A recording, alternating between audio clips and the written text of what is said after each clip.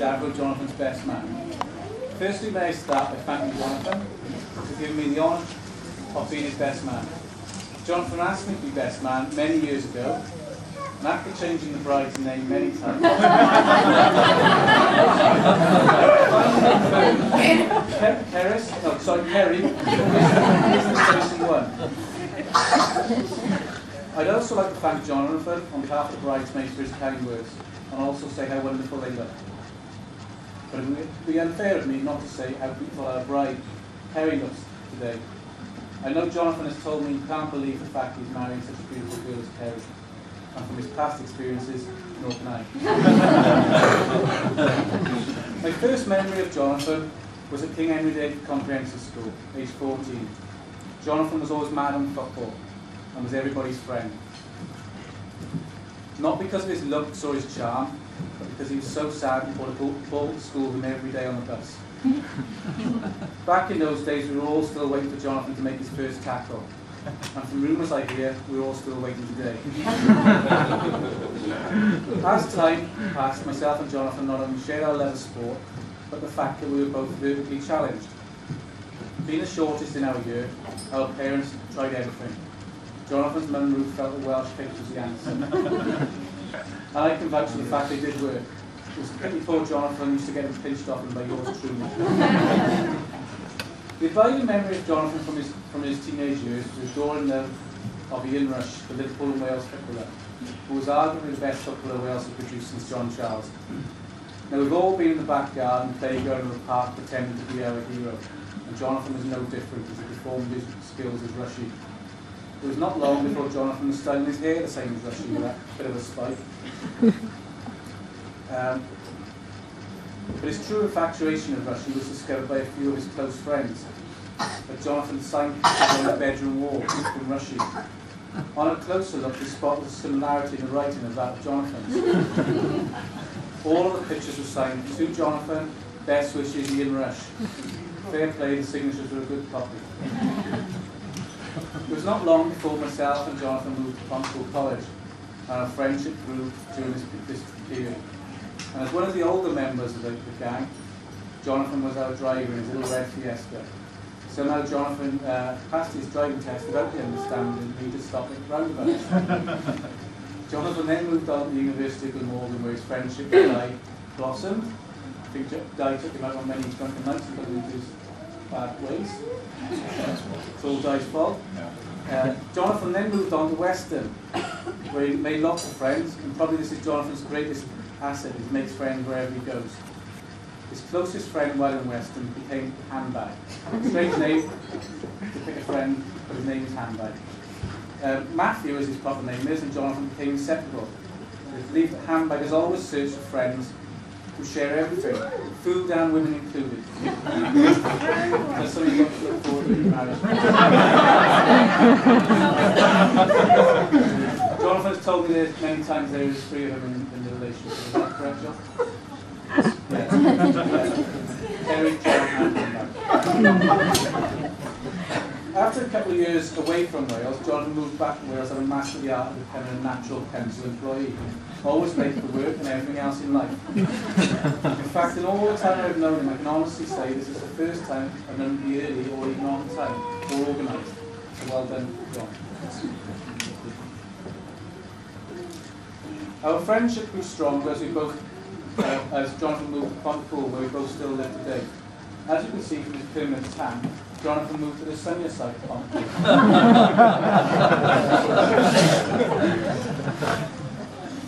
It would be unfair of myself not to talk about Jonathan's past exploits, but I've been told the band are on at 8 PM, so I'll have to keep it brief and say that Jonathan was very successful in finding girlfriends, but very unsuccessful in keeping them. When Jonathan realised this problem, he asked me for advice. I would tell him things like, don't buy them roses on the first date. For God's sake, don't take them to see Cardiff City. Don't leave your sheepskin slippers out when they come over, and don't leave Basil Brush on the sofa anymore. But there are quite a few more things I could mention, but I will leave them out.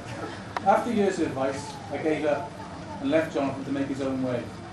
And it's probably best he stopped listening to me, as he finally today married a lovely Ceri. In fact, I've told Jonathan to buy a lottery ticket as I felt his luck was changing. Not only he met a lovely girl in Ceri, and he managed to keep her as well, but he's also Cardiff City reached the FA Cup final in the same year. And he never bought the lottery ticket. Jonathan first met Ceri while they both worked for Monmouthshire County Council. And this is another example, well, nothing gets done in the council, they're too busy doing other things. When writing this speech, I felt I needed to incorporate one story. It's one story both myself and John still laugh at today, and we still argue at today. The outcome, but I'm going to tell it my way. It's a story that I feel sums up John perfectly. It was a story that started in the first FA Cup final in Cardiff.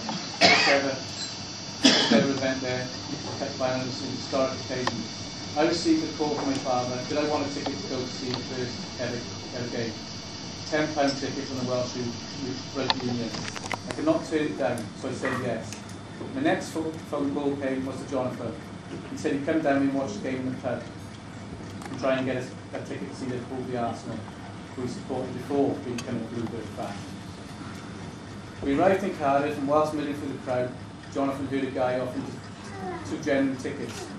So approached him to buy one, and by that, the guy stood behind us was also looking for a single ticket. Jonathan hit the jackpot. The guy sold them face value and said they belonged to a sick relative, and he wanted 2 genuine fans to have them. Jonathan and his new mate Mark from Devon and myself headed for a pint. Jonathan, as usual, exchanged contact details with Mark, and I could see the friendship developing.